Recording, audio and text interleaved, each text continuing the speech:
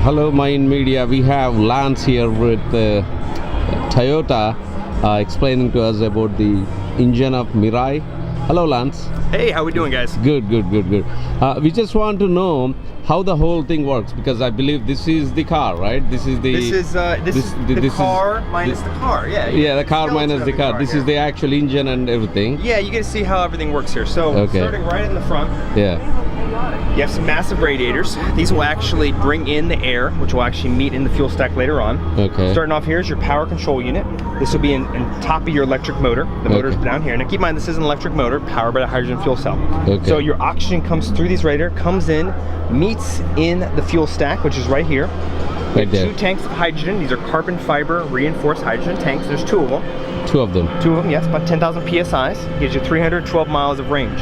So as the hydrogen fuel comes into the fuel stacks, meets with the oxygen, that bit creates a catalyst. We then boost up that catalyst with the fuel cell boost converter, channeling that back over to the power control unit, and that power control unit mitigates the electricity depending on how much is needed for the electric motor. And then anything that's left over from the electricity that was created goes into the lithium-ion battery. So think of it as an electric motor, but it also has hybrid components as well. So you can figure it can still run off of that lithium-ion battery, but it can also run off the fuel cell as well. So that's the lithium-ion battery right there, right? Yep, right there. This is the one, right? Yep. Okay. And then also the nickel hydrate battery is actually the same battery as the Camry. It's not the lithium-ion. Okay, lithium. Oh, okay, nickel. Hydrate. Yep. Nickel the same hydrate. one we use in our Camry hybrid. Okay. And then after, so you made our catalyst. The only emission out of this is once the oxygen and the hydrogen meet is water. So then the water will come back here into your right here, and actually you can release the water. So the nice thing about this is once the tank's filled up, it's about the 2-liter tank. Once that tank is filled with water, the car will automatically release the water. But there is a button within the car that actually you can hit the button while you're driving down the road, and it'll release all your water. So every 5 miles you drive, you will make 1/3 of a cup of water just off the emissions. 1/3 of a cup of water. 1/3 of a cup of water off every 5 miles you drive. Okay, is it gonna? Okay, and it's potable water. You can, I mean, it's like drinking water. You've literally just made that water right then. I mean, I wouldn't say, hey, this bottle, drink the water, but you can save the water. You can throw it on your plants. You can do whatever you want with it. It is brand new, clean water. Okay, so if by calculating the same thing, if you do like a 1 hour or 2 hour drive, which is probably 120 miles roughly. Okay. So it will be a few cups of water on the road. A few cups of water, yeah, definitely. And it will be releasing directly? So, yeah, once you're asking about it releasing, once the tank is full, the car automatically releases the water. But the nice thing is you have that button as well. So like say you took a drive and you want to release it before you park in your garage. Right. You can hit the button and then you can save that water if you want to, because a lot of Mirai drivers actually do that. The thing though is if you park your car in your garage and you don't release the water and there is water in the reservoir, the car will automatically release the water as soon as the car has been cooled down. Okay. So especially if you're in colder climates, you might want to release the water so you don't have water pooled up or maybe it might freeze. So how much is where is the water container that it's gonna hold? The water container is actually, you can't even see it, it's way under here. It's not something you can actually see. It's underneath this. It's underneath the tanks. Okay, so it will be like a half a gallon or something. It's about a 2-liter tank. 2-liter tank. That's the max it holds. Yeah, but the max it holds, and then it'll release the water. So I mean, can we use that emergency like drinking? Obviously, I wouldn't tell you can drink the water. I know, yeah. But it is naturally made water right off the bat. So I mean, it's something that people can save it. You can put it on your plants. You should have no issue there. And coming back to, you mentioned that these are like the tanks, right? Yep. This is the first these carbon fiber reinforced hydrogen tanks right there. We got 2 of them. And then the second one is right there. Yep. So what happens if there is an accident? Well, there's tons of safety precautions already built into the car. So if there is a fire on board or some kind of accident, the tanks are a closed system, so fire cannot hit the system. And then let's say if there is some kind of accident or there's a puncture, the tanks will release all the hydrogen very quickly. Nice thing about hydrogen is 14 times lighter than oxygen, so it actually will evaporate really quickly besides like a gasoline tank that's punctured, which will pool on the ground, and then you have a flammable liquid on the ground. Hydrogen evaporates very, very quickly. Very quickly. Okay, so the second part is, so these are like basically sending the hydrogen, and the electricity made would directly power the engine right here, right? So yeah, so the hydrogen, the fuel cell stack is where the catalyst happens here, where the oxygen and the hydrogen meet. That makes electricity, or makes a catalyst that then goes into the fuel cell booster converter. That boost converter then boosts up that electricity, that power, and brings it over to the control unit to control the electric motor.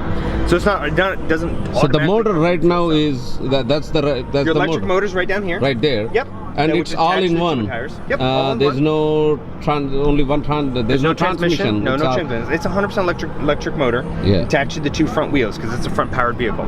Okay, and then this is the backup one. So this is your nickel hydrate battery. Nickel hydro battery. So the idea behind this is you will make excess energy when you're when Right. you're burning your hydrogen Burning, fuel. yeah. So the thing with that is if you have excess energy, we should store it. So we store the excess energy in the nickel hydrate battery so that say if you're under low speeds and you want to switch, you can switch over between gas and electric, or the hydrogen fuel and electric, kind of like what we do with our Prius already. So let's say if you have a charge in your battery and you have enough charge and you're under a certain mile per hour, you can actually switch over to that electric battery and the battery will be doing some of the work while you're converting more hydrogen. So especially when you first start up your car, your nickel hydrate battery is actually doing a lot of the work. Okay, so it's probably the beginning, the propel Yeah, just like from a Prius, zero. yeah. If I'm driving, I run out of the hydrogen, would I be able to drive with that battery? No, you would not. It's same as a Prius. If you run out of gas, Right, you may you're have out a of gas. mile in there if lucky. Yeah, but Right. your main thing is hydrogen fuel. So the nice thing about this, actually on the center screen, Right. it'll actually GPS locate all the nearest hydrogen stations. And right now we only have in California, but over there it can actually GPS locate all the nearest hydrogen stations. Right. So then you know where your closest station is. So similar to when electric car first came out, you kind of still want to be able to like judge your distance. Right. Kind of plan out where your next station is, just so you know where you're going. I was on a tour in California where I went all over California with the car, and we were able to do all four corners of California, but you got to kind of plan out your trip right now. Okay. So the rating, the mileage rating is like how if I fill those two tanks, You get 312 miles of range out of the full two tanks. 312 range. And how long it takes to fill those? 5 minutes. That's how? That's it. 5 minutes. 5 minutes to fill it. 5 minutes. So the nice thing is that you don't have range anxiety. You get 312 miles, and then you also don't have to go take your car to a filling station and wait 30 minutes like an electric car to fill up even the fast charge. Right. With this, it takes 5 minutes to fill up your tank, and you're good to go. And finally, the maintenance, because any new technology. Of course, very little maintenance. You do have to bring it into Toyota, so we can definitely do some, do checkups on the fuel cell, make sure everything's running correctly, and there is a filter you have to change every year. Filter. There's no oil change sort of thing. There's no oil. It's an electric. There's motor. no oil. Yeah. So there's no oil change, just the filter. And what about the suspension? That's probably brakes and suspension. There's regular. Basic, yeah, regular. Any kind of regular checkup you would do on a normal car for those like brakes and stuff like that. So pretty much it is like very good with the maintenance. Very little maintenance. So yeah. what is- similar to like an electric car? Okay, what's the warranty Toyota is doing right now?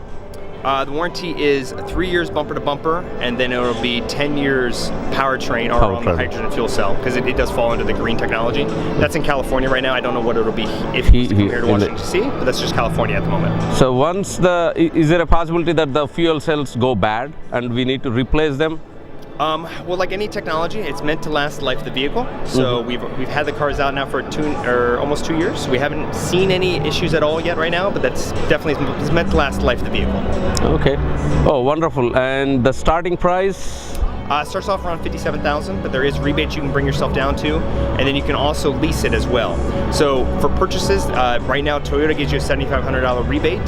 That's a Trailblazer initiative. In California, there is a state rebate for about $4,500, and then there was a federal rebate, which we're waiting on hearing back on right now.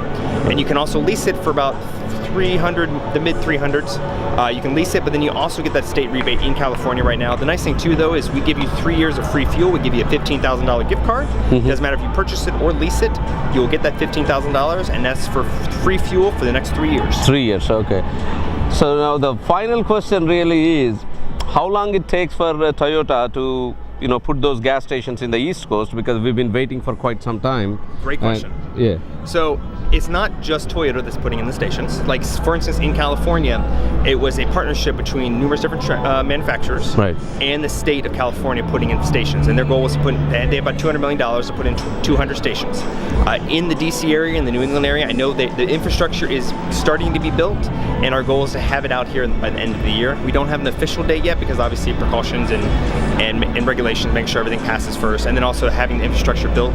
In California, as soon as we had a couple of stations up and running, we were able to lease and sell the vehicle in California. So hopefully very soon. Okay, so we have to wait until that happens. Yes. Okay, thank you, Lance, You're welcome, for guys. explaining. Thank You're you. welcome.